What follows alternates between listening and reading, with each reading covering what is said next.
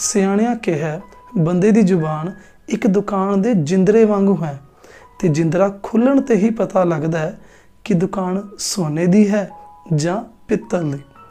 ਦੇਖਣ ਵਿੱਚ ਜ਼ਿਆਦਾ ਫਰਕ ਨਹੀਂ ਜੇ ਹੁੰਦਾ, ਪਰ ਹਾਂ ਸਮਾਂ ਪਾ ਕੇ ਇਹ ਫਰਕ ਦਿਖਣ ਜ਼ਰੂਰ ਲੱਗ ਜਾਂਦਾ ਹੈ। ਬਹੁਤਾਤ ਵਿੱਚ ਲੋਕੀ ਆਪਣੀ ਪਿੱਤਲ ਦੀ ਦੁਕਾਨ ਨੂੰ ਸੋਨੇ ਦੀ ਹੀ ਕਹਿੰਦੇ ਨੇ, ਪਰ ਪਤਾ ਚੱਲ ਹੀ ਜਾਂਦਾ ਜਦ ਉਹ ਸਮਾਂ ਪਾ ਆਪਣੇ ਮਿੱਠੇ ਬੋਲ ਭੁੱਲ ਮਾੜਾ ਬੋਲਣ ਲੱਗ ਪੈਂਦੇ ਨੇ। ਹੁਣ ਸੋਚਣ ਵਾਲੀ ਗੱਲ ਇਹੀ ਕਿ ਇਹ ਮਨ ਰੂਪੀ ਦੁਕਾਨ ਸਾਡੀ ਆਪਣੀ ਹੈ ਤੇ ਚੁਣਨ ਦਾ ਫੈਸਲਾ ਵੀ ਸਾਡਾ ਆਪਣਾ ਹੀ ਹੈ ਕਿ ਸੌਦਾ ਸੋਨੇ ਦਾ ਕਰਨਾ ਹੈ ਜਾਂ ਪਿੱਤਲ ਦਾ। ਦੇਖੋ, ਕੋੜਾ ਬੋਲ ਬੋਲ ਕੇ ਕਿਸੇ ਦਾ ਦਿਲ ਨਾ ਦੁਖਾਓ, ਸਗੋਂ ਮਿੱਠ ਬੋਲੜੇ ਬਣ ਆਪਣੇ ਮਨ ਰੂਪੀ ਦੁਕਾਨ ਨੂੰ ਸੋਨੇ ਦੀ ਬਣਾਓ। ਨਾਲੇ ਗੱਲ ਯਾਦ ਰੱਖਿਓ, ਇੱਕ ਕੋੜਾ ਬੋਲਣ ਵਾਲੇ ਦੇ ਨੇੜੇ ਕੋਈ ਨਹੀਂ ਜੇ ਲੱਗਦਾ ਤੇ ਮਿੱਠਾ ਬੋਲਣ ਵਾਲੇ ਦੀ ਸਿਫਤ ਹਰ ਕੋਈ ਕਰਦਾ, ਹਰ ਕੋਈ ਕਰਦਾ।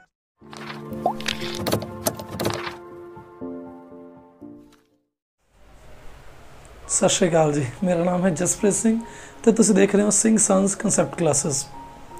ਆਪਾਂ ਲਾਸਟ ਟਾਈਮ ਜਿਹੜੀ ਆਪਣੀ ਫਸਟ ਵੀਡੀਓ ਸੀ ਕਾਮਰਸ ਅਕਾਊਂਟੈਂਸੀ ਦੀ, ਉਹਦੇ ਵਿੱਚ ਆਪਾਂ ਕੀ ਕੀਤਾ ਸੀ, ਮੀਨਿੰਗ ਤੇ ਕਰੈਕਟਰਿਸਟਿਕਸ।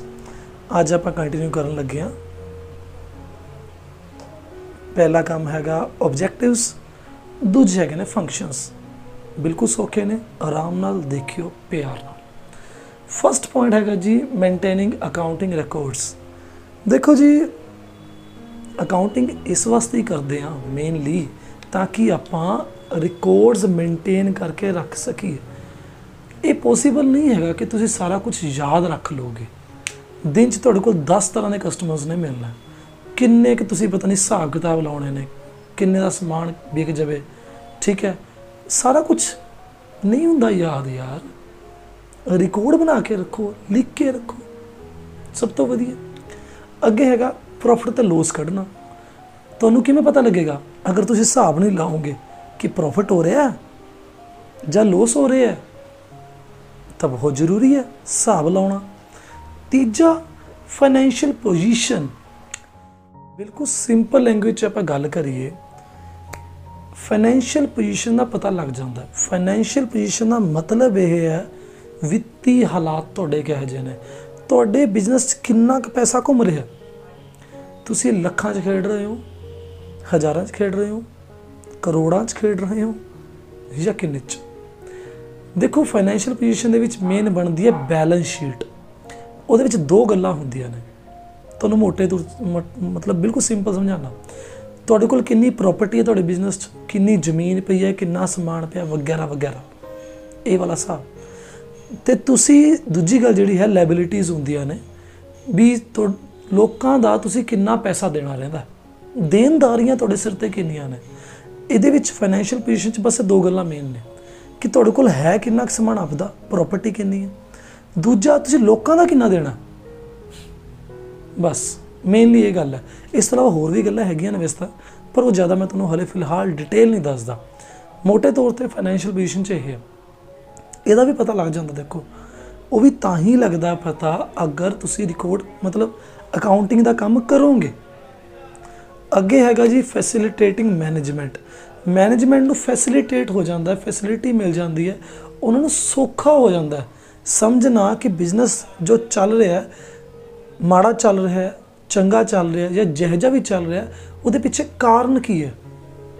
ਤਾਂ ਉਹ ਆਰਾਮ ਨਾਲ ਵਧੀਆ ਤਰੀਕੇ ਨਾਲ ਡਿਸੀਜ਼ਨ ਲੈਣ ਜੋਗੇ ਹੁੰਦੇ ਨੇ ਜਦੋਂ ਉਹਨਾਂ ਨੂੰ ਅਕਾਊਂਟਸ ਦੇਖ ਕੇ ਬੜੇ ਆਰਾਮ ਨਾਲ ਸਮਝ ਆ ਜਾਂਦਾ ਵੀ ਸਾਨੂੰ ਕਿੱਥੋਂ ਨੁਕਸਾਨ ਹੋ ਰਿਹਾ, ਕਿੱਥੋਂ ਫਾਇਦਾ ਹੋ ਰਿਹਾ, ਵਗੈਰਾ ਵਗੈਰਾ। ਅੱਗੇ ਹੈ providing accounting information to users. ਦੇਖੋ, ਗੱਲ ਇੱਦਾਂ ਹੈ ਵੀ ਯੂਜ਼ਰਸ ਹੁੰਦੇ ਨੇ ਅਕਾਊਂਟਸ ਦੇ। ਇਹ ਹੁਣ ਅੱਗੇ ਤੁਹਾਨੂੰ ਡਿਟੇਲ 'ਚ ਇਹਦਾ ਵੀ ਪੁਆਇੰਟ ਆਏਗਾ ਵੀ ਯੂਜ਼ਰਸ ਕੌਣ ਹੁੰਦੇ ਨੇ। ਮੋਟੇ ਤੌਰ 'ਤੇ ਮੈਂ ਦੱਸ ਦੇਵਾਂ, ਮਾਲਕ ਹੈ ਜਿਵੇਂ ਮਾਲਕ, ਉਹਨੂੰ ਤਾਂ ਚਾਹੀਦਾ ਨਾ ਦੇਖਣਾ ਵੀ ਕੀ ਚੱਲਦਾ ਪਿਆ ਉਹਦੇ ਬਿਜ਼ਨਸ 'ਚ, ਕੀ ਹੋ ਰਿਹਾ ਹਿਸਾਬ ਕਿਤਾਬ। ਜਦ ਉਹਨੇ ਸਾਰਾ ਲੇਖਾ ਜੋਖਾ ਹਿਸਾਬ ਕਿਤਾਬ ਦੇਖਣਾ ਅਤੇ ਆਪਣਾ ਫਰਜ਼ ਬਣਦਾ ਅਕਾਊਂਟੈਂਟ ਦਾ ਕਿ ਉਸ ਨੂੰ ਆਪਾਂ ਸਾਰਾ ਉਹ ਰਿਕਾਰਡ ਸਾਰਾ ਦਾ ਸਾਰਾ ਕੁਝ ਦਈਏ। ਤਾਂ ਉਹ ਦੇਵਾਂਗੇ ਕਿਵੇਂ? ਅਗਰ ਅਕਾਊਂਟਿੰਗ ਕਰੋਗੇ ਤਾਂ ਹੀ ਦੇਵੋਗੇ ਯਾਰ, ਸਿੱਧੀ ਸੀ ਗੱਲ ਹੈ। ਅੱਗੇ ਪ੍ਰੋਟੈਕਟਿੰਗ ਬਿਜ਼ਨਸ ਐਸੈਟਸ, ਮੈਂ ਤੁਹਾਨੂੰ ਆਈ ਥਿੰਕ ਲਾਸਟ ਟਾਈਮ ਹੀ ਦੱਸਿਆ ਸੀ, ਜੇ ਤੁਸੀਂ ਹਿਸਾਬ ਕਿਤਾਬ ਨਹੀਂ ਰੱਖੋਗੇ ਤਾਂ ਘਪਲੇਬਾਜ਼ੀ ਹੋਣ ਦਾ ਡਰ ਪੱਕਾ। ਤੁਹਾਡਾ ਕੋਈ ਐਸੈਟ ਇੱਧਰ ਉੱਧਰ ਹੋ ਜਾਵੇ ਜਾਂ ਕੁਝ ਹੋਰ ਤਰੀਕੇ ਦੀ ਗੜਬੜ ਵੀ ਹੋ ਸਕਦੀ ਹੈ ਕੋਈ ਵੀ, ਤਾਂ ਉਸ ਨੂੰ ਪ੍ਰੋਟੈਕਟ ਕਰਨ ਦਾ ਹਿਸਾਬ ਕਿਤਾਬ ਵੀ ਇਹਦੇ ਵਿੱਚ ਹੋ ਜਾਊਗਾ। ਕਿਉਂਕਿ ਅਗਰ ਤੁਸੀਂ ਚੀਜ਼ਾਂ ਦੇ ਪ੍ਰੋਪਰਲੀ ਰਿਕਾਰਡ ਰੱਖੇ ਹੋਣਗੇ ਤਾਂ ਘਪਲੇਬਾਜ਼ੀ ਤੋਂ ਬਚ ਸਕਦੇ ਹੋ, ਹੈ ਨਾ। ਇਸੇ ਕਰਕੇ ਕਹਿੰਦੇ ਵੀ ਹਿਸਾਬ ਲਾ ਕੇ ਰੱਖੋ, ਠੀਕ ਹੈ ਨਾ। ਕਈ ਤਾਂ ਐਸੇ ਵੀ ਬੰਦੇ ਹੁੰਦੇ ਨੇ ਜਿਹੜੇ ਆਪਣੇ ਪਰਸ ਜਿੰਨੇ ਪੈਸੇ ਹੁੰਦੇ ਨਾ ਉਹਨਾਂ ਦੇ, ਉਹਦਾ ਵੀ ਹਿਸਾਬ ਲਾ ਕੇ ਰੱਖਦੇ ਨੇ ਵੀ ਇਹ ਪੈਸੇ ਇੰਨੇ ਗਏ ਅਤੇ ਇੰਨੇ ਆਏ ਅਤੇ ਹੁਣ ਮੇਰੇ ਪਰਸ 'ਚ ਇੰਨੇ ਰੁਪਏ ਹੋਣੇ ਚਾਹੀਦੇ ਨੇ। ਦੇਖ ਲਓ ਐਡਾ ਵੀ ਹਿਸਾਬ ਹੈ ਲੋਕਾਂ ਦਾ। ਅੱਗੇ ਫੰਕਸ਼ਨਸ ਨੇ ਜੀ। ਫੰਕਸ਼ਨਸ ਦੇ ਵਿੱਚ ਕਿਆ ਹੈ, ਮੇਨ ਅਕਾਊਂਟਿੰਗ ਦੇ ਕੰਮ ਸੇਮ ਇਸੇ ਵਰਗਾ ਹੀ, ਕੁਝ ਬਹੁਤਾ ਫਰਕ ਹੈ ਨਹੀਂਗਾ। ਧਿਆਨ ਨਾਲ ਦੇਖਿਓ, ਆਰਾਮ ਨਾਲ ਤਾਂ ਸਮਝ ਆ ਜਾਏਗਾ। ਉਹ ਉਲਟਾ ਹੋ ਗਿਆ, ਮੈਨੂੰ ਇੱਧਰਲੇ ਪਾਸੇ ਆਉਣਾ ਚਾਹੀਦਾ ਸੀਗਾ। ਦੇਖਿਓ ਜ਼ਰਾ, ਪਹਿਲਾ ਹੈਗਾ maintaining systematic records. Systematic record ਇੱਕ ਪ੍ਰੋਪਰ ਆਰਡਰ ਦੇ ਵਿੱਚ, ਪ੍ਰੋਪਰ ਮੈਨਰ ਦੇ ਵਿੱਚ ਬਣਨਗੇ ਰਿਕਾਰਡ, ਉਹ ਤੁਹਾਨੂੰ ਮੈਂ ਦਿਖਾਊਂਗਾ ਅੱਗੇ। ਪਰ ਇਹ ਵੀ ਇੱਕ ਬੜੇ ਸੋਹਣੇ ਤਰੀਕੇ ਨਾਲ ਰਿਕਾਰਡ ਬਣਾ ਕੇ ਰੱਖਾਂਗੇ ਆਪਾਂ। Preparation of financial statement. Financial statement ਉਹਨਾਂ ਵਿੱਚੋਂ ਇੱਕ ਆਹੀ ਹੈ, ਮਤਲਬ ਫਾਈਨੈਂਸ਼ੀਅਲ ਪੋਜੀਸ਼ਨ ਕੱਢਣ ਵਾਸਤੇ ਫਾਈਨੈਂਸ਼ੀਅਲ ਸਟੇਟਮੈਂਟ 'ਚ ਆਹ ਦੋ ਚੀਜ਼ਾਂ ਮੇਨ ਨੇ, ਦੋ। ਇੱਕ ਆਹ ਜਿਹਦੇ ਵਿੱਚ ਤੁਸੀਂ ਪ੍ਰੋਫਿਟ ਜਾਂ ਲੋਸ ਪਤਾ ਕਰੋਗੇ, ਦੂਜੀ ਆਹ ਜਿਹਦੇ ਵਿੱਚ ਤੁਸੀਂ ਫਾਈਨੈਂਸ਼ੀਅਲ ਪੋਜੀਸ਼ਨ ਪਤਾ ਕਰੋਗੇ। ਇਹ ਦੋਹਾਂ ਨੂੰ ਕੱਢਣ ਵਾਸਤੇ ਨੋਰਮਲੀ ਸਾਲ ਦੇ ਐਂਡ 'ਚ ਕੱਢਦੇ ਹੁੰਦੇ ਆਪਾਂ ਪ੍ਰਿਪੇਅਰ ਕਰਦੇ ਹਾਂ ਫਾਈਨੈਂਸ਼ੀਅਲ ਸਟੇਟਮੈਂਟ। ਉਹ ਤੁਹਾਨੂੰ ਬਾਅਦ ਦੱਸੂਗਾ ਵੀ ਹੁੰਦੀਆਂ ਕੀ ਨੇ, ਪਰ ਫਿਲਹਾਲ ਦੀ ਘੜੀ ਬਸ ਇਹ ਸਮਝ ਲਓ, ਨੁਕਸਾਨ ਤੇ ਫਾਇਦਾ ਦੇਖਣ ਵਾਸਤੇ। ਉਹਦੇ ਵਾਸਤੇ ਚਲੋ ਮੈਂ ਤੁਹਾਨੂੰ ਦੱਸ ਦਿੰਦਾ, ਪ੍ਰੋਫਿਟ ਐਂਡ ਲੋਸ ਅਕਾਊਂਟ ਕਹਿੰਦੇ ਨੇ ਉਹਨੂੰ, ਜਿਹੜਾ ਬਣਦਾ ਹੁੰਦਾ। ਅਤੇ ਫਾਈਨੈਂਸ਼ੀਅਲ ਪੋਜੀਸ਼ਨ ਦੱਸਣ ਵਾਸਤੇ ਬਣਦੀ ਹੁੰਦੀ ਹੈ ਬੈਲੈਂਸ ਸ਼ੀਟ, ਉਹ ਤੁਹਾਨੂੰ ਸ਼ਾਇਦ ਮੈਂ ਦੱਸਿਆ ਸੀਗਾ। ਅਤੇ ਬਸ ਉਹ ਪ੍ਰੈਪਰੇਸ਼ਨ ਹੁੰਦੀ ਹੈ।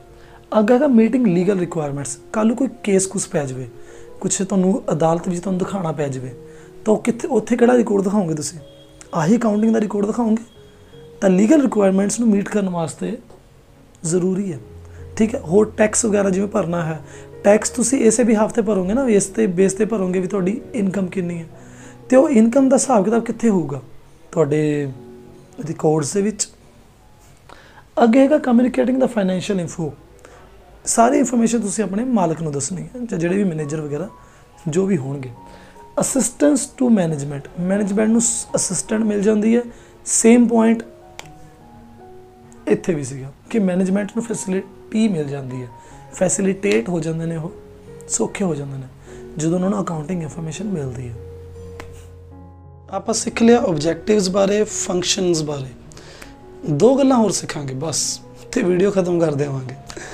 ਹਾਂਜੀ, ਤੀਜਾ ਜਿਹੜਾ ਆਪਣਾ ਟੌਪਿਕ ਹੈ ਅੱਜ ਦਾ, ਐਡਵਾਂਟੇਜਸ ਨੇ, ਫਾਇਦੇ। ਅਕਾਊਂਟਿੰਗ ਦੇ ਫਾਇਦੇ ਕੀ ਨੇ? ਸੌਖੀਆਂ ਜੀ ਇਹ ਗੱਲਾਂ ਨੇ। ਦੇਖੋ, ਤੁਹਾਨੂੰ ਜਦੋਂ ਤੁਸੀਂ ਫੀਚਰਸ ਪੜ੍ਹੇ ਨੇ, ਤੁਹਾਨੂੰ ਬਹੁਤ ਸਾਰੀਆਂ ਗੱਲਾਂ ਤੋਂ ਉੱਥੇ ਪਤਾ ਲੱਗ ਗਈਆਂ ਹੋਣਗੀਆਂ, ਅਤੇ ਤੁਹਾਨੂੰ ਇਹ ਦੇਖਣ ਨੂੰ ਵੀ ਮਿਲੇਗਾ ਕਿ ਜਿਹੜੀਆਂ ਗੱਲਾਂ ਤੁਸੀਂ ਫੀਚਰਸ ਦੇ ਵਿੱਚ ਪੜ੍ਹੀਆਂ ਸੀਗੀਆਂ, ਉਹੀ ਗੱਲਾਂ ਦੁਬਾਰਾ ਇਹਦੇ ਵਿੱਚ ਵੀ ਘੁੰਮ ਕੇ ਆਉਣਗੀਆਂ। ਆਪ ਦੇਖਿਓ, ਆਰਾਮ ਨਾਲ ਦੇਖਿਓ। ਸਭ ਤੋਂ ਪਹਿਲਾਂ financial info about business. Account ਬਣਾਉਣ ਨਾਲ, ਜਦੋਂ ਅਕਾਊਂਟਿੰਗ ਆਪਾਂ ਕਰਦੇ ਹਾਂ, ਅਕਾਊਂਟਸ ਬਣਾਉਣ ਦੇ ਨਾਲ ਆਪਾਂ ਨੂੰ ਫਾਇਦਾ ਇਹ ਹੁੰਦਾ, ਆਪਾਂ ਨੂੰ ਫਾਈਨੈਂਸ਼ੀਅਲ ਇਨਫੋਰਮੇਸ਼ਨ ਮਿਲ ਜਾਂਦੀ ਹੈ ਆਪਣੇ ਬਿਜ਼ਨਸ ਬਾਰੇ। ਪੈਸੇ ਨਾਲ ਰਿਲੇਟਡ ਸਾਰੀ ਇਨਫੋਰਮੇਸ਼ਨ ਆਪਾਂ ਨੂੰ ਬੜੇ ਆਰਾਮ ਨਾਲ ਮਿਲ ਜਾਂਦੀ ਹੈ, ਵੀ ਆਪਣੇ ਬਿਜ਼ਨਸ 'ਚ ਕੀ ਕਿੱਥੇ ਕਿੰਨਾ ਪੈਸਾ ਲੱਗ ਰਿਹਾ ਹੈ, ਸਭ ਕੁਛ। ਅੱਗੇ ਹੈ, ਉਹ ਉਸੇ ਇਨਫੋਰਮੇਸ਼ਨ ਕਰਕੇ ਡਿਸੀਜ਼ਨ ਮੇਕਿੰਗ ਦਾ ਪ੍ਰੋਸੈਸ ਸੌਖਾ ਹੋ ਜਾਂਦਾ, ਡਿਸੀਜ਼ਨ ਲੈਣੇ ਆਸਾਨ ਹੋ ਜਾਂਦੇ ਨੇ। ਤਾਂ ਇਸ ਕਰਕੇ ਜਿਹੜੀ ਮੈਨੇਜਮੈਂਟ ਹੈ, ਜਿਸ ਨੇ ਸਾਰਾ ਮੈਨੇਜ ਕਰਨਾ ਹੈ ਬਿਜ਼ਨਸ ਨੂੰ, ਉਸ ਨੂੰ ਆਸਾਨੀ ਹੋ ਜਾਂਦੀ ਹੈ, ਉਸ ਨੂੰ ਅਸਿਸਟੈਂਸ ਮਿਲ ਜਾਂਦੀ ਹੈ। ਅਸਿਸਟੈਂਸ ਦਾ ਮਤਲਬ ਹੈ ਸਹਾਇਤਾ, ਹੈਲਪ ਹੋ ਜਾਂਦੀ ਹੈ ਭਾਈ। ਰਿਪਲੇਸਿਸ ਮੈਮਰੀ। ਯਾਦ ਰੱਖਣ ਦੀ ਲੋੜ ਨਹੀਂ, ਤੁਸੀਂ ਸਿਰਫ ਰਿਕਾਰਡ ਕਰੋ ਭਾਈ, ਨੋਟ ਕਰੋ ਬੁੱਕਸ ਦੇ ਵਿੱਚ ਜੋ ਵੀ ਤੁਹਾਡੀ ਟ੍ਰਾਂਜੈਕਸ਼ਨਸ ਹੋਈਆਂ, ਤਾਂ ਮੈਮਰੀ ਵਾਲਾ ਕੰਮ ਉਹ ਰਿਪਲੇਸ ਹੋ ਗਿਆ। ਆਪਾਂ ਹੁਣ ਨੋਟ ਕਰਾਂਗੇ, ਠੀਕ ਹੈ ਜੀ। ਅਕਾਊਂਟਿੰਗ ਦੇ ਵਿੱਚ ਯਾਦ ਰੱਖਣ ਦੀ ਜ਼ਰੂਰਤ ਨਹੀਂ ਜ਼ਿਆਦਾ ਚੀਜ਼ਾਂ, ਆਪਾਂ ਰਿਕਾਰਡਿੰਗ ਕਰਾਂਗੇ ਉਹਨਾਂ ਚੀਜ਼ਾਂ ਦੀ, ਜ਼ਿਆਦਾ ਵਧੀਆ ਗੱਲ ਹੈ। ਅੱਗੇ ਨੈਕਸਟ ਆਪਣੇ ਕੋਲ ਹੈਗਾ ਜੀ ਫੋਰਥ, ਫੈਸਿਲਿਟੇਟਸ ਕੰਪੈਰੇਟਿਵ ਸਟੱਡੀ। ਮੈਂ ਅੰਡਰਲਾਈਨ ਪਹਿਲੇ ਕਰ ਰੱਖਿਆ ਸੀ। ਗੱਲ ਕੀ ਹੈ, ਕੰਪੈਰੇਟਿਵ ਸਟੱਡੀ ਦੇਖੋ ਇੱਦਾਂ ਦਾ ਹਿਸਾਬ ਹੈ, ਬਹੁਤ ਜ਼ਰੂਰੀ, ਬਹੁਤ ਜ਼ਿਆਦਾ ਇੰਪੋਰਟੈਂਟ ਚੀਜ਼ ਹੈ।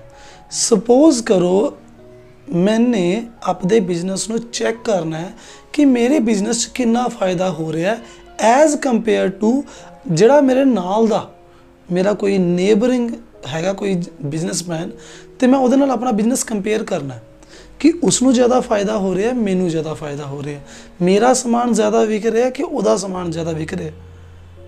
ਕੰਪੇਅਰ ਕਰਨਾ ਜ਼ਰੂਰੀ ਹੈ ਤਾਂ ਕਿ ਤੁਸੀਂ ਦੇਖ ਸਕੋ ਕਿ ਤੁਸੀਂ ਕਿਹੜੇ ਲੈਵਲ 'ਤੇ ਖੜ੍ਹੇ ਹੋ। ਹੋਰ ਇੱਕ ਤੁਹਾਨੂੰ ਮੈਂ ਹੋਰ ਹੀ ਬੜੀ ਸੋਹਣੀ ਗੱਲ ਦੱਸਦਾ, ਇੱਕ ਹੁੰਦਾ ਇੰਟਰ ਕੰਪੈਰੀਜ਼ਨ, ਇੱਕ ਹੁੰਦਾ ਇੰਟਰਾ ਕੰਪੈਰੀਜ਼ਨ। ਇਹ ਵੀ ਬੜੀ ਇੰਟਰਸਟਿੰਗ ਜੀ ਚੀਜ਼ ਹੈ, ਤੁਹਾਨੂੰ ਮੈਂ ਦੱਸਦਾ। ਇੰਟਰ ਫਰਮ ਕੰਪੈਰੀਜ਼ਨ ਵੀ ਬੋਲ ਦਿੰਦੇ ਨੇ, ਇੰਟਰਾ ਫਰਮ ਕੰਪੈਰੀਜ਼ਨ ਵੀ ਬੋਲ ਦਿੰਦੇ ਨੇ। ਮੈਂ ਲਿਖ ਕੇ ਦਿਖਾ ਦਿੰਦਾ, ਟੈਨਸ਼ਨ ਨਾ ਲਓ। ਇੱਕ ਹੈ ਇੰਟਰ ਫਰਮ ਕੰਪੈਰੀਜ਼ਨ, ਇੱਕ ਹੈ ਇੰਟਰਾ ਫਰਮ ਕੰਪੈਰੀਜ਼ਨ। ਇਹ ਇੰਟਰ ਫਰਮ ਤੇ ਇੰਟਰਾ ਫਰਮ ਕੀ ਹੈ? ਇੰਟਰ ਫਰਮ ਹੈ ਜਦੋਂ ਮੈਂ ਆਪਣੀ ਫਰਮ ਨੂੰ ਕਿਸੇ ਹੋਰ ਦੀ ਫਰਮ ਨਾਲ ਕੰਪੇਅਰ ਕਰਕੇ ਦੇਖ ਰਿਹਾ ਕਿ ਮੈਂ ਜ਼ਿਆਦਾ ਵਧੀਆ ਕਿ ਉਹ ਜ਼ਿਆਦਾ ਵਧੀਆ ਨੇ। ਇੰਟਰਾ ਫਰਮ ਕਿਆ ਹੈ ਕਿ ਜਦੋਂ ਮੈਂ ਆਪਣੀ ਫਰਮ ਨੂੰ ਆਪਣੀ ਫਰਮ ਦੇ ਨਾਲ ਹੀ ਕੰਪੇਅਰ ਕਰ ਰਿਹਾ। ਹੁਣ ਸੋਚਣ ਵਾਲੀ ਗੱਲ ਹੈ, ਇੱਕ ਮਿੰਟ, ਜਦੋਂ ਮੈਂ ਆਪਣੀ ਫਰਮ ਨੂੰ ਆਪਦੇ ਨਾਲ ਹੀ ਕੰਪੇਅਰ ਕਿਵੇਂ ਕਰੂੰਗਾ? ਇਹ ਕਿਵੇਂ ਹੋ ਸਕਦਾ? ਇੱਕ ਵਾਰ ਇੱਕ ਬੱਚੇ ਨੇ ਬੜਾ ਸੋਹਣਾ ਜਵਾਬ ਦਿੱਤਾ ਸੀਗਾ, ਕਹਿੰਦਾ ਸਰ ਜੀ ਪਿਛਲੇ ਸਾਲ ਵਾਲੀ ਪਰਫਾਰਮੈਂਸ ਨਾਲ ਕੰਪੇਅਰ ਕਰਿਓ ਵੀ ਤੁਸੀਂ ਪਿਛਲੇ ਸਾਲ ਕਿੰਨਾ ਕਮਾਇਆ ਸੀ, ਇਸ ਸਾਲ ਕਿੰਨਾ ਕਮਾ ਰਹੇ ਹੋ, ਉਹਨੂੰ ਕੰਪੇਅਰ ਕਰੋ। ਤੁਸੀਂ ਪਿਛਲੇ ਮਹੀਨੇ ਕਿੰਨਾ ਸਮਾਨ ਵੇਚਿਆ ਸੀ, ਇਸ ਮਹੀਨੇ ਕਿੰਨਾ ਸਮਾਨ ਵੇਚਿਆ, ਉਹਨੂੰ ਕੰਪੇਅਰ ਕਰ ਲਓ। ਜਦੋਂ ਆਪਾਂ ਇਹੋ ਜਿਹੀ ਕੰਪੈਰੀਜ਼ਨ ਕਰਦੇ ਹਾਂ, ਇਸ ਨੂੰ ਬੋਲਦੇ ਆ ਇੰਟਰਾ ਫਰਮ ਕੰਪੈਰੀਜ਼ਨ। ਗੱਲ ਸਮਝ ਗਏ? ਤਾਂ ਕੰਪੈਰੀਜ਼ਨ ਵੀ ਦੇਖੋ ਇਸੇ ਤਰੀਕੇ ਨਾਲ ਵੀ ਪੋਸੀਬਲ ਤਾਂ ਹੀ ਹੈ ਜਦੋਂ ਅਕਾਊਂਟਿੰਗ ਤੁਸੀਂ ਕਰੋਗੇ। ਬਿਨਾਂ ਅਕਾਊਂਟਿੰਗ ਦੇ ਕੰਪੈਰੀਜ਼ਨ ਕਰਨਾ ਬਹੁਤ ਔਖਾ ਹੈ।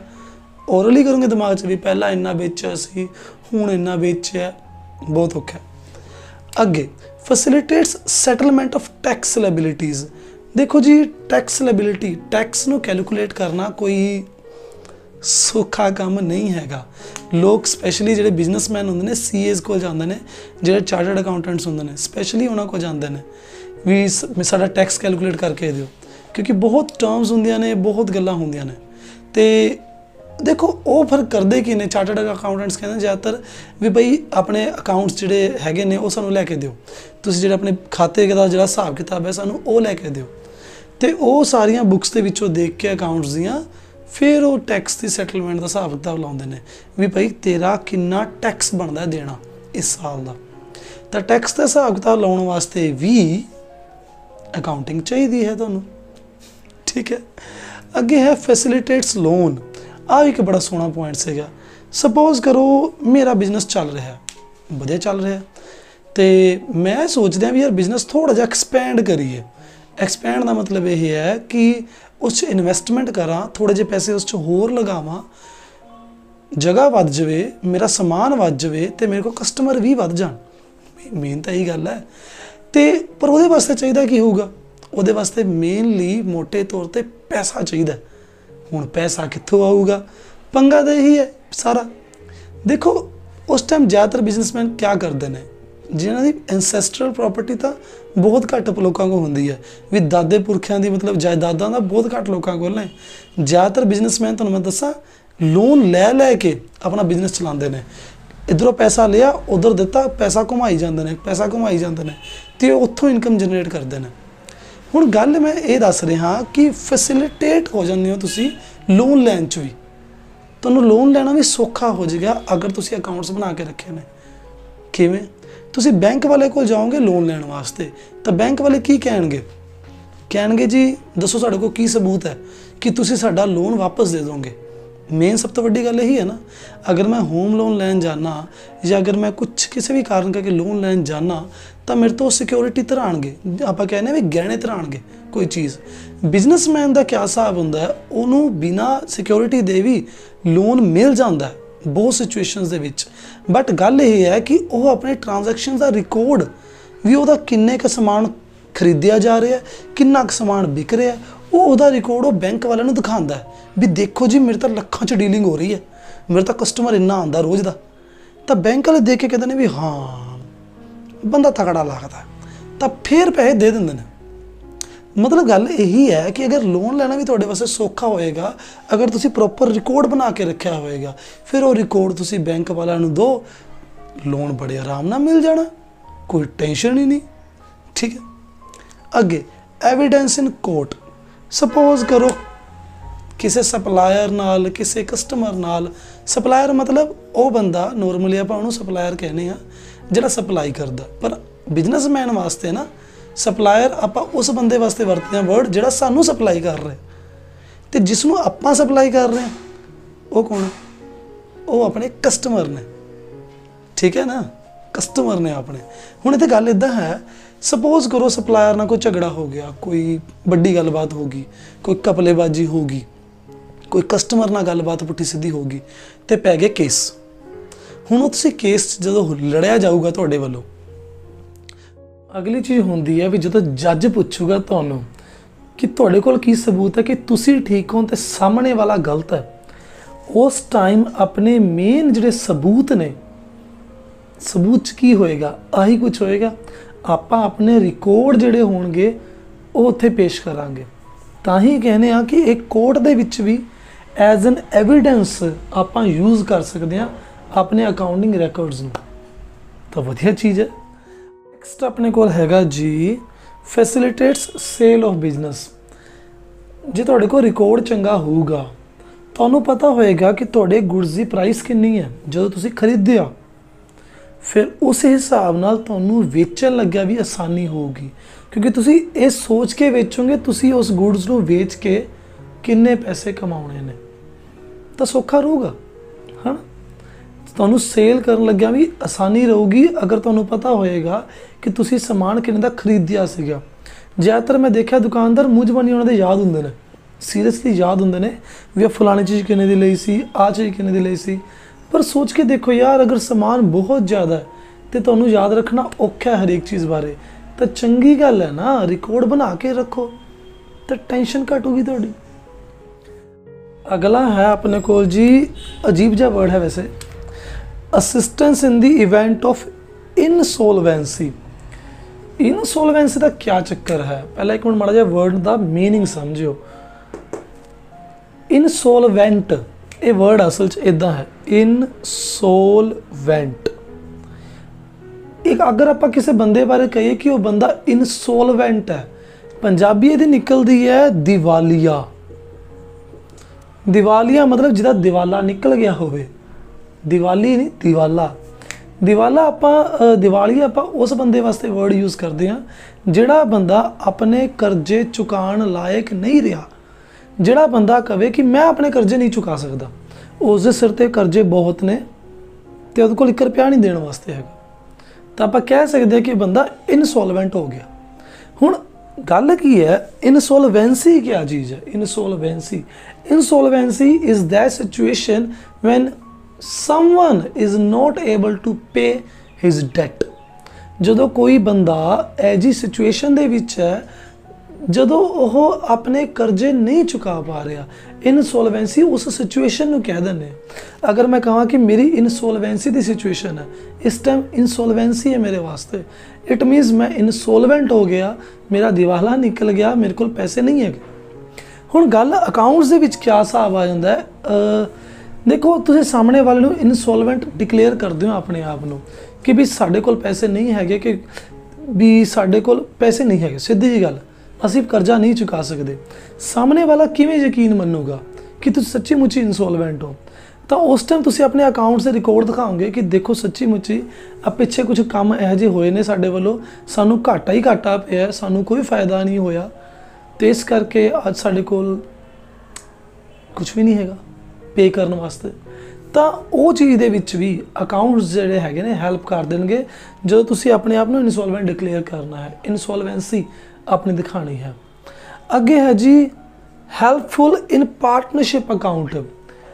तुहानूं इस साल सोल प्रोपराइटरशिप है, मतलब तुहानूं जिहड़ी अकाउंटिंग आपां सिखा रहे हैं ना, बिजनेस देखो बहुत तरह का होंदा है, जिवें मैं कल्ला बंदा बिजनेस करा या मैं अपने यार दोस्त 2-4 होर नाल रला के बिजनेस करा, ठीक है।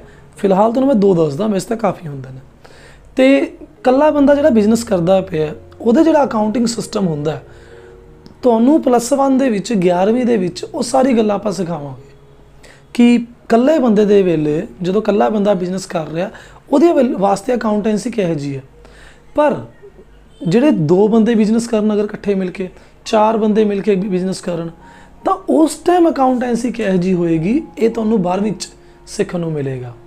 ਗੱਲ ਸਿਰਫ ਇੰਨੀ ਕੁ ਸਮਝਣ ਵਾਲੀ ਹੈ ਕਿ ਜਿਹੜੀ ਉਹ 12ਵੀਂ 'ਚ ਸਿੱਖਣ ਵਾਲੀ ਸਿੱਖੋਗੇ ਤੁਸੀਂ ਪਾਰਟਨਰਸ਼ਿਪ ਅਕਾਊਂਟਿੰਗ ਸਿੱਖੋਗੇ। ਉਹਦੇ ਵਿੱਚ ਪਾਰਟਨਰਸ ਨਾਲ ਰਿਲੇਟਡ ਗੱਲਾਂ ਹੋਣਗੀਆਂ, ਚਲੋ ਵੇਲੀਆਂ ਗੱਲਾਂ ਨੇ। ਫਿਲਹਾਲ ਦੀ ਗੱਲਾਂ ਇਹ ਨੇ ਕਿ ਅਕਾਊਂਟੈਂਸੀ ਜਿਹੜੀ ਹੈਗੀ ਆ ਉਹ ਪਾਰਟਨਰਸ਼ਿਪ ਦੇ ਵਿੱਚ ਵੀ ਬੜੀ ਹੈਲਪਫੁਲ ਹੈ। ਸੋਚ ਕੇ ਦੇਖੋ ਯਾਰ, ਘਪਲੇਬਾਜ਼ੀ ਦਾ ਡਰ ਬਹੁਤ ਹੁੰਦਾ, ਹਮੇਸ਼ਾ ਹੁੰਦਾ। ਅਗਰ ਮੈਂ ਕਿਸੇ ਨਾਲ ਮਿਲ ਕੇ ਕੰਮ ਕਰ ਰਿਹਾ, ਸਾਹਮਣੇ ਵਾਲੇ ਬੰਦੇ ਨੂੰ ਵੀ ਡਰ ਹੁੰਦਾ ਕਿ ਮੈਂ ਨਾ ਘਪਲਾ ਕਰ ਜਾ, ਮੈਨੂੰ ਵੀ ਡਰ ਹੁੰਦਾ ਕਿ ਸਾਹਮਣੇ ਵਾਲਾ ਨਾ ਘਪਲਾ ਕਰ ਜਾਵੇ।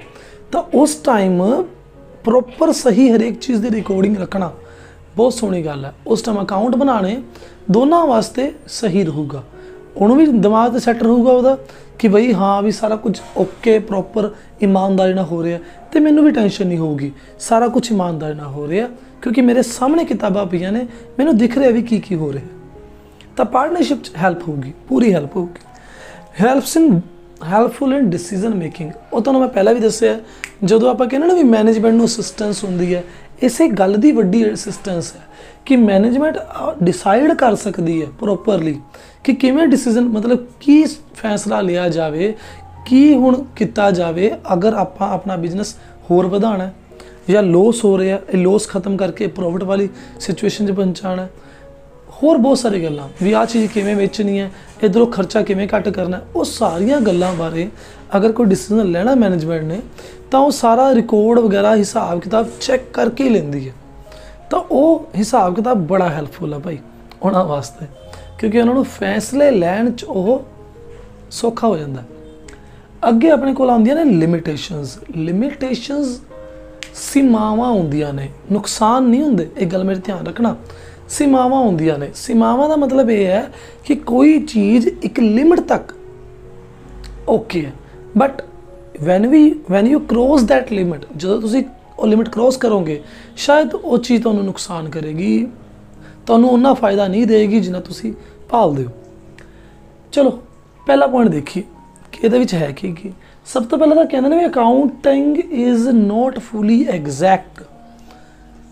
ਐਗਜ਼ੈਕਟ ਦਾ ਮਤਲਬ ਬਿਲਕੁਲ ਸ਼ੋਰ ਨਹੀਂ ਹੈਗਾ ਵੀ ਅਕਾਊਂਟ ਦੇ ਵਿੱਚ ਜਿਹੜਾ ਹਿਸਾਬ ਕਿਤਾਬ ਹੁੰਦਾ ਨਾ, ਕੁਝ ਚੀਜ਼ਾਂ ਦੇਖੋ ਆਪਾਂ ਰਿਕਾਰਡ ਕਰਦੇ ਹਾਂ ਸਬੂਤ ਦੇ ਤੌਰ 'ਤੇ, ਸਾਡੇ ਕੋਲ ਸਬੂਤ ਹੁੰਦੇ ਨੇ ਜਦੋਂ ਕੋਈ ਪਰਚੇਜ਼ ਹੋਈ ਹੈ, ਕੋਈ ਸੇਲ ਹੋਈ ਹੈ, ਉਸ ਚੀਜ਼ ਦੇ ਸਬੂਤ ਹੁੰਦੇ ਨੇ, ਫਿਰ ਰਿਕਾਰਡਿੰਗ ਹੁੰਦੀ ਹੈ, ਉਹ ਤਾਂ ਮੰਨਣ ਵਾਲੀ ਗੱਲ ਹੈ ਵੀ ਉਹ ਚੀਜ਼ਾਂ ਸ਼ੋਰ ਨੇ। ਪਰ ਬਹੁਤ ਥਾਵੇਂ ਨਾ ਅਕਾਊਂਟਿੰਗ ਦੇ ਵਿੱਚ ਐਸਟੀਮੇਸ਼ਨ ਲਾਣੇ ਪੈਂਦੇ ਨੇ, ਤੁੱਕੇ। ਹੁਣ ਤੁਸੀਂ ਕਹੋਗੇ ਤੁੱਕੇ ਵੀ ਲਾਣੇ ਪੈਂਦੇ ਨੇ, ਹਾਂ ਤੁੱਕੇ ਲਾਣੇ ਪੈਂਦੇ ਨੇ, ਉਹ ਤੁਹਾਨੂੰ ਬਾਅਦ ਦੱਸਾਂਗੇ ਵੀ ਕਿਸ ਗੱਲ ਪਿੱਛੇ ਤੁੱਕੇ ਲਾਉਣੇ ਨੇ। ਅਤੇ ਉਹ ਤੁੱਕੇ ਲਾਉਣ ਲੱਗਿਆ ਫਿਰ ਭਾਈ ਕੋਈ ਜ਼ਿਆਦਾ ਲਾਉਂਦਾ ਹੈ, ਕੋਈ ਘੱਟ ਲਾਉਂਦਾ ਹੈ, ਕੋਈ ਕੁਝ ਹਿਸਾਬ ਨਾਲ ਕੰਮ ਕਰਦਾ ਆਪਦੇ।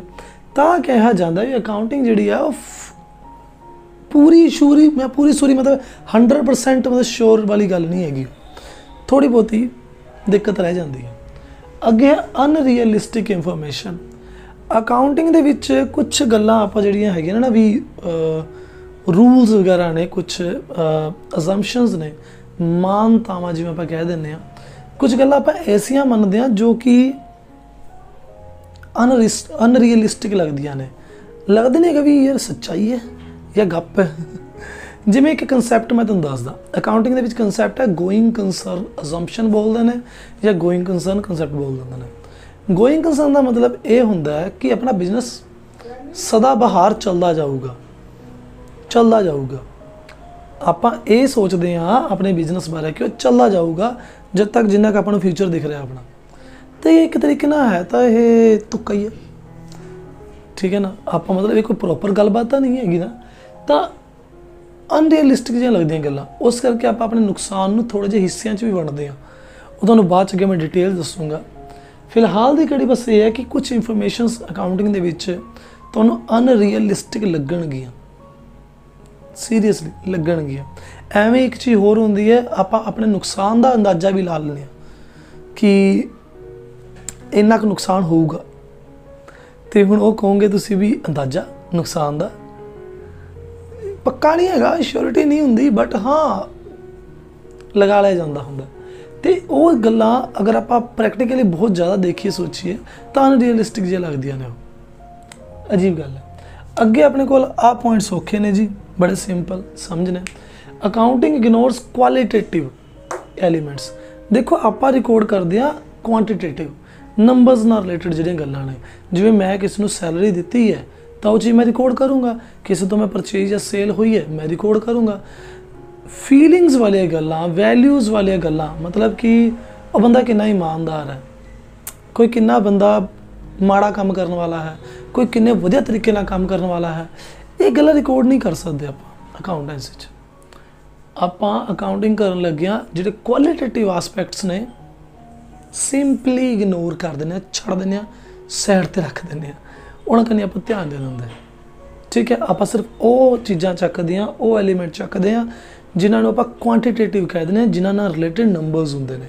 कोई कितना ईमानदार है, हुण तुसीं उत्थे तां नंबर दे नहीं सकते भी वो 100 नंबर का ईमानदार है, वो 500 नंबर का ईमानदार है, तो ये गल्लां रिकॉर्ड नहीं होंदी। Accounting ignores the price level changes. हाँ, एक बड़ा वड्डी हासी वाली गल है, बट मजबूरी भी है। देखो अकाउंटिंग दे विच आपां ये इग्नोर करते हैं कि प्राइस लैवल चेंज होया। हुण सिंपल जी गल है, दुध जिहड़ा है इस टाइम 50 रुपए किलो के लवे विकदा पिया, 2020 चलदा, 50 रुपए किलो के इस टाइम लगभग चल रहा दुध। मैं जित तक मैनू ख्याल आया 10 रुपए किलो भी मैं खरीदया होया अज तो काफ़ी साल पहला। जिहड़ा समोसा 10 रुपए का मिलता हुण मैं 2 रुपए का भी खरीदया होया। प्राइसिस चेंज हुंदे ने, ये गल सच्चाई है, तो इसनूं तो मतलब छुप के नहीं आप रह सकते, इस गल नूं आपां लुको नहीं सकते। चीज़ों के रेट वधदे ने, घटदे तां कदी ने विचारे, चलो भागां वाली गल है, वधदे तां हैगी ने, है ना। हुण गल इन्नी कि अकाउंटेंसी दे विच आपां वधना घटना दोनों ही खुंजे, ना तो आपां कदे वधन ते गौर किया ना घटन ते गौर किया। इहदी मैं एक बड़ी सिंपल जी एग्जाम्पल दवां। सपोज करो मैं ज़मीन खरीदी, मैंने अज ज़मीन खरीदी, मैं लिख ली मैंने ज़मीन खरीदी 50 लाख की, ओके है।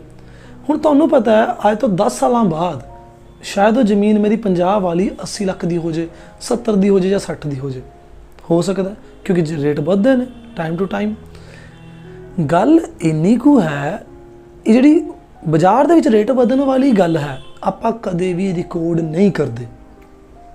हाँ, ये चीज़ सिर्फ आपां उस टाइम कंसीडर जरूर करांगे जिस दिन वो ज़मीन विकी, बट जब तक वो ज़मीन नहीं विकदी मैं उसनूं उस हिसाब नाल रिकॉर्ड करूँगा जिस हिसाब नाल मैं खरीदी सीगी। मैनूं कोई फर्क नहीं पैंदा बाजार च रेट वध रहे ने घट रहे ने, ये चीज़ आपां छड्डती। ठीक है, अगे है अकाउंटिंग में लीड टू, आ वर्ड बड़ा सोहना, विंडो ड्रैसिंग। पंजाबी च कहिए तो घपला नहीं, वैसे घपला तो नहीं हुंदा। विंडो ड्रैसिंग का मतलब है कुछ ते दिखाया कुछ गया। Manipulation of data is called window dressing. तो मैं अगर सिंपल तकड़ी टैक्नीकल लैंग्वेज दसा, जो डेटा नूं मैनिपुलेट किया जाता है, रिजल्ट होर दिखाए जाते हैं जबकि हुंदे कुछ होर ने। जिहड़ी ये घपलेबाजी जी होंदियां ने ना, ये अकाउंटिंग च होंदियां ने, बहुत भी होंदियां ने, सच्ची मुच्ची होंदियां ने, मैं आम देखिया। तो एक बड़ी अजीब जी प्रॉब्लम है अकाउंटिंग की। तो बस फिलहाल इस वीडियो इन्ना को ही, आई थिंक काफ़ी लंबी बन गई होगी जितना मैनूं ख्याल है। मिलते जी आपां नैक्सट वीडियो दे विच। चंगा जी, तो प्लीज़ सबसक्राइब कर लियो। हर सोमवार ते मंगलवार तुहानूं कमर्स दियां वीडियोज़ मिल जाणगियां, गारंटी नहीं, चलो गारंटी तो नहीं, रब दी मेहर होवे ते आपां अरदास करते हैं बस कि रब्बा कंटीन्यूटी बनाई रखी, सानू हिम्मत दई कि आपां अपना काम करते रहिए। मेरे वालों पूरी कोशिश होगी कि हर सोमवार ते मंगलवार शामी 5 बजे तुहाडे कोल वीडियो पहुँच जाए। बाकी दिनों के विच आपां 10वीं का सिलेबस भी करना है, तो मैं अज मैंने कोई सलाह दे रहा सी 12वीं वास्ते भी, देखते हैं मौका लगा शायद वो वास्ते भी आपां कुछ ट्राई करिए। चलो जिदा भी होगा टाइम दसूगा। मिलते हैं जी नैक्सट वीडियो के विच। तो सच्ची गल होर भी, अगर तुहानूं मेरा काम पसंद आता है तो तुसीं सपोर्ट करना चाहते हो, हैल्प करना चाहते हो, तो नीचे मेरा पेटीएम नंबर दिता हुआ है। चंगा जी।